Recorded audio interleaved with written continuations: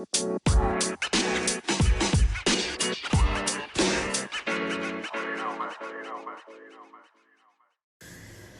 right, guys, welcome back to the podcast. Welcome back. Welcome back to Game and Compute. Here in this podcast, we talk a lot about career and jobs and side hustles, and we also talk about finances and the economy. And today we're going to be talking about the topic of, it's maybe two topics in one: job satisfaction and how to tell if you are, fully getting your needs met at your job. So I know that something a lot of people are experiencing lately is a combination of issues with being able to have a balanced lifestyle, having all those areas of the pie kind of equally balanced, so that there's not any sections of life being left out. Those areas can be things like spirituality, nutrition and fitness, finances, social life. That would be including family, friends, coworkers, and maybe acquaintances or whoever's in your social circles.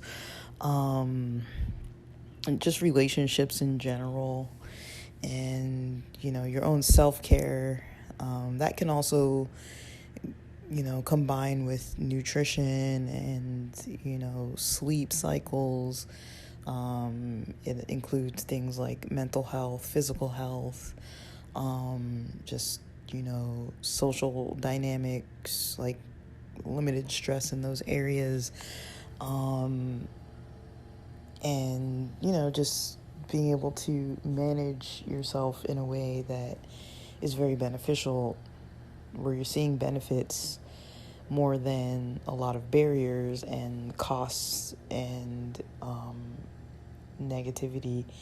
So it can be hard for most people, I would say, myself included, to have every single thing balanced all the time. Overall, the key tends to be, balancing things enough so that, they're taken care of, even if it's maybe not every single day doing every single thing equally. So, for example, one way that I like to look at things is by day, by week, by month.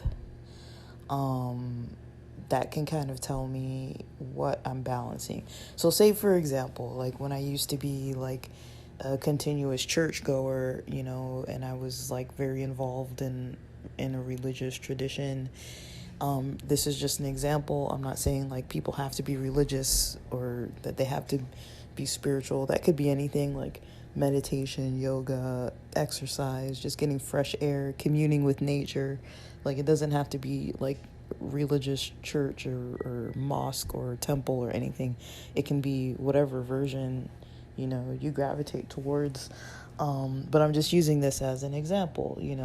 Like there were times in my life when I would say the spiritual things were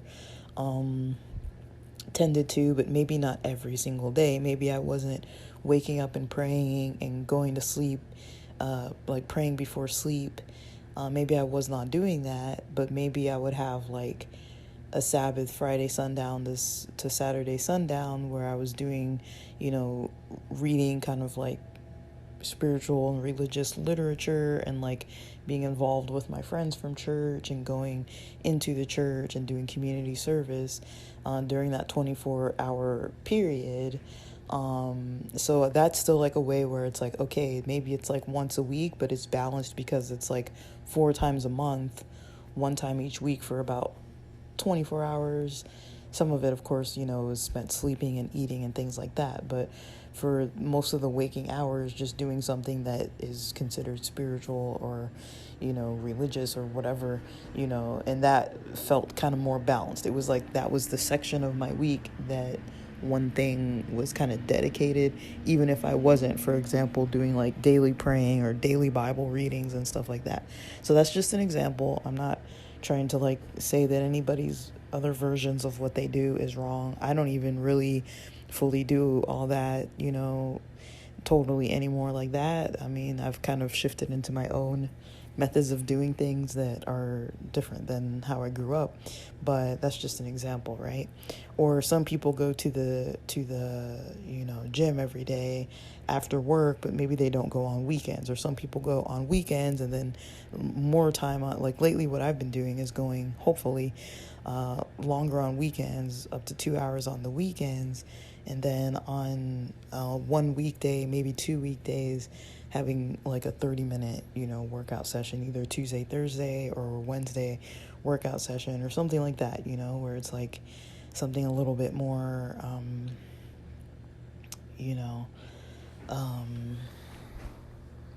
don't know if I would say more manageable, but something a little bit like different, right? So that's kind of an example of a way that I used to do things.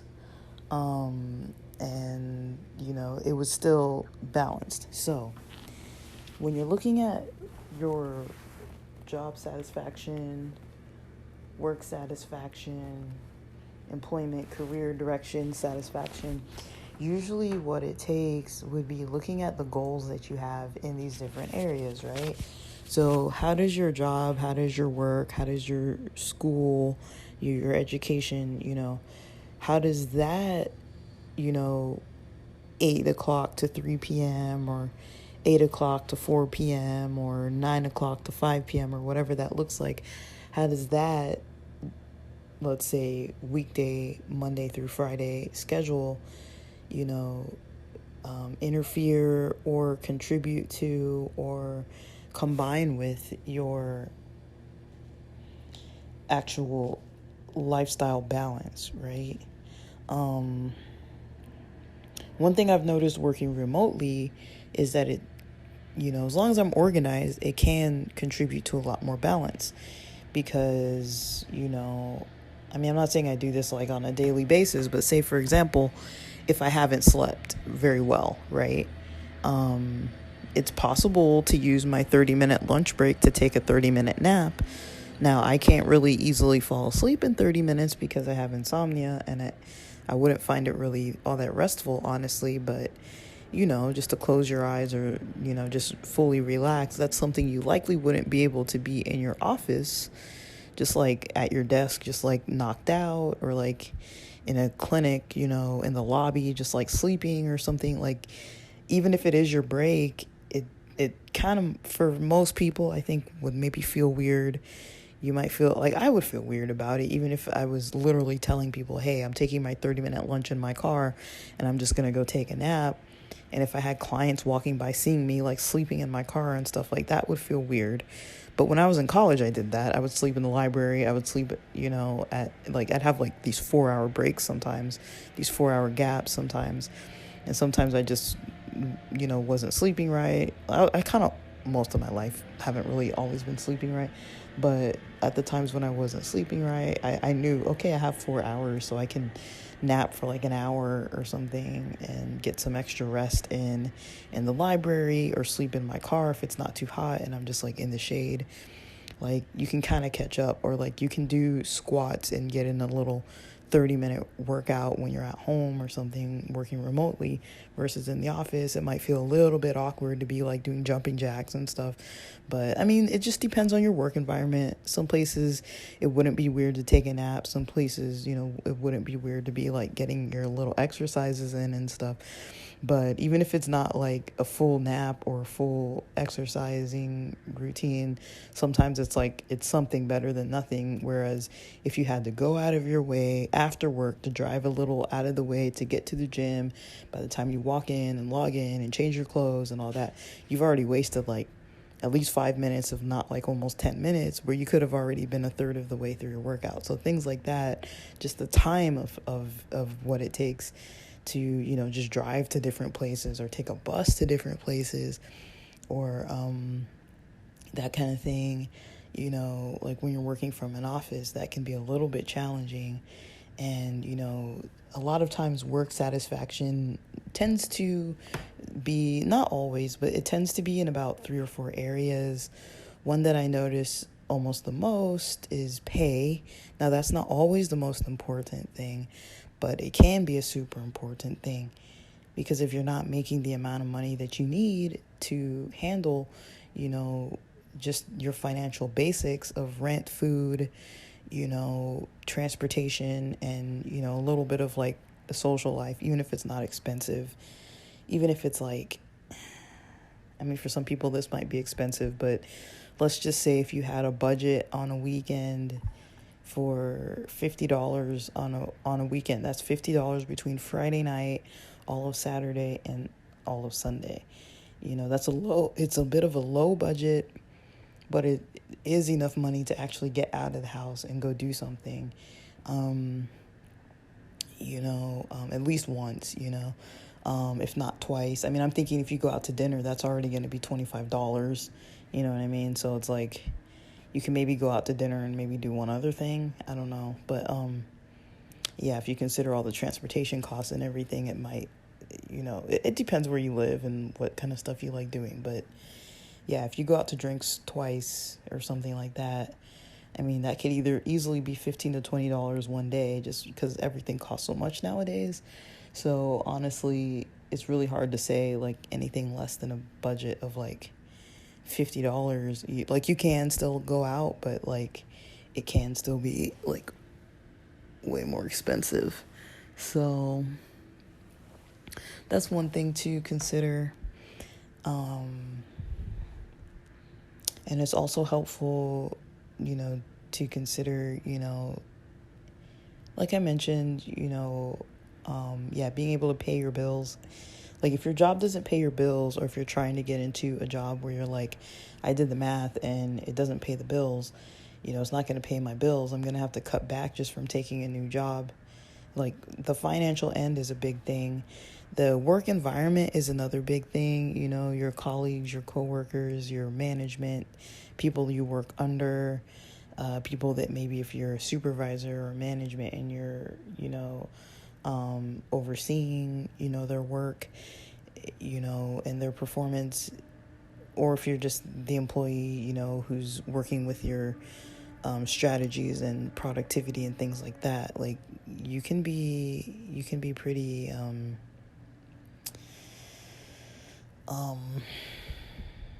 like you can really just have a challenging time of things, really, depending on the environment. Like, it can be a good environment, and even if the pay is low, I've experienced that a lot.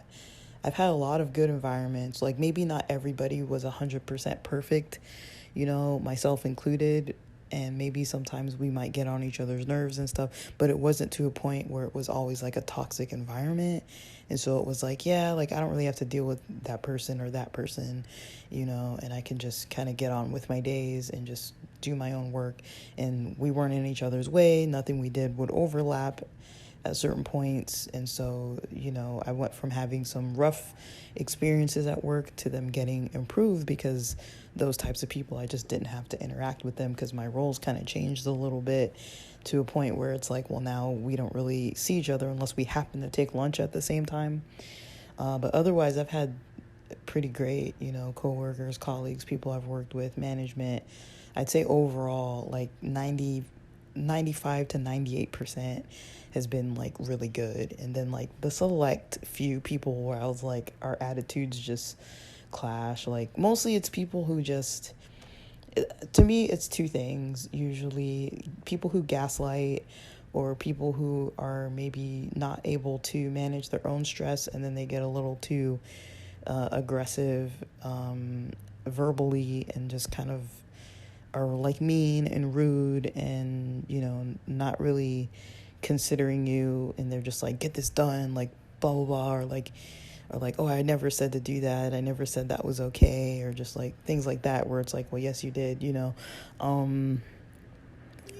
things like that, where it's just like, really. But yeah, once I didn't have to deal with those situations, it was never like really an issue on my end, honestly. I didn't really even think about it anymore. Um, and then I just did my job, and then the stress of just the job itself, that can be another thing. If you're overworked with being underpaid and in a toxic work environment and not feeling energetic enough to kind of balance all those things, all those parts of the pie that I mentioned in the beginning, that's almost worst case scenario. And then there's other scenarios where it's like maybe some months are going to be challenging, so you're not able to balance things, or some weeks or days are going to be challenging, so you're not able to easily balance things. It just really depends. So that's kind of how I would maybe lay out like what it looks like if you're feeling like things are going good, if you're able to kind of like look at, is it a good environment for you? A lot of times it's hard to break it down and be like, why do I feel so crappy every day when I'm going to this job? Like, yeah, if you're not being able to balance the rest of your life while working and doing a good job at your work, or doing a good job in your classes or whatever it may be, and also, being able to balance all those basic areas, that's going to be hard to really feel good if you're not sleeping right, if you're not able to exercise, if you're not, having like social outlets, if you're not able to have fun and play your video games or do whatever you do for your hobbies, and you just work and go to sleep, and then you wake up and go to work, and then it's still not even paying the bills, and then you're stressed out because you're not managing all the other stuff. Like that's, and then when you get there, if it's just like not a fun environment and you don't even enjoy the people you're with or the work that you do at all, like that's rough. And a lot of people have been there. I've been there, but a lot of people have been there where it's like, man, this is miserable. So that usually leads people to be like, okay, how do I get out of that? And then it's usually up to the individual to determine, how much are you willing to really, like what do you value, and how much are you willing to kind of, ignore yourself or ignore your needs on certain things and prioritize work demands, or work productivity demands, or work social demands. Some jobs are very social. They might have weekend parties. They might have, a lot of team building stuff in the middle of the week after work, and you're just like, maybe you feel obligated, and it's like, I'd rather be with my personal friends. I'd rather be with my family. I'd rather be not hanging out with coworkers. And especially, like for me, it was always rough when I would hang out with coworkers, and then it's like, okay, we'll go after, this wasn't often, but like go after out to dinner after work, for example, and then sit there the whole time, 2.5 hours after work, talking about work. It's kind of like, yeah, that happens on occasion, and especially if you're just kind of like releasing that stress about it and talking to your work friends about it, that does make sense. But sometimes it's like, okay, like I'm trying to actually have a break from work. I'm not trying to like problem solve actual work related details. Like, let's save that for 9 a.m. the next day, like put that into the actual job time. Don't put it into your, let's go out to drinks with coworkers. But I do think it's important to, if it's safe and if it's comfortable, to be able to talk to other people at work about work. And sometimes it's helpful to do it outside of work. And of course, it has to be with trusted people. It can't just be with anybody who's going to be like going back and like saying to the supervisor, like, oh, like this person thinks that they can't handle this or whatever. It's like, that was a personal conversation that wasn't even at work. Like, it's not really meant to go report back to your boss about it or whatever. But just stuff like that. Like, it's good to kind of wrap around your mind with these types of topics and see like kind of where you're able to kind of understand this kind of stuff.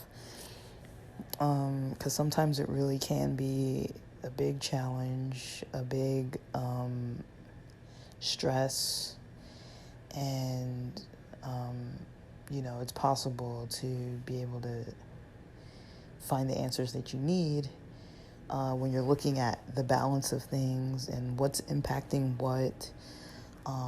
You can kind of get pretty far with that, and make a lot of changing and transitional decisions. If you need to do that, you can make those decisions based on kind of what you see not working out and what you prefer to see, that maybe you're not getting. That can help you if you do have to start moving on, to try to see what's not getting met, what you're trying to get met, and then see how you can most closely meet that so that you feel more comfortable and better. And if you're like me, transitional phases are always a challenge. I lose sleep over mine, honestly. That's why I haven't really been sleeping too good lately. But,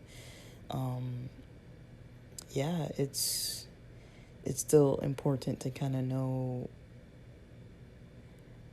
how and, like, how you're going to just, like, strategize to get things managed. Sometimes it takes just sitting down 5 or 10 minutes a day and just working through a little bit of it at a time. But I know a lot of people are trying to prioritize their work-life balance lately, and that's very important, and it's very good to see. But I know a lot of companies, corporations are starting to push back, and they're like, well, we won't pay you this, or, we're not going to change the productivity demands, or we're not going to, make it more comfortable for you. Or, when you kind of get that impression, it's like, well, sometimes it's like, what am I getting out of this? Like, it's kind of different sometimes when you're getting paid a lot, but still, like, just because you get paid a lot doesn't mean that, like, you shouldn't have time for yourself and time to recover and time to, like, exercise and time to do what you need to do for your own life. It should not mean that. But there are probably almost always going to be times when things are a little out of balance. But the key is really trying not to let it get so out of balance that it's like, now I have to take steps back, to kind of like, and it happens, but it's harder, when you're like dealing with a lot and then you have to take all these other steps just to kind of get to a point where you're like, on a functional level, with things. But I hope this is a helpful topic, and I'll post more soon, and thanks for listening.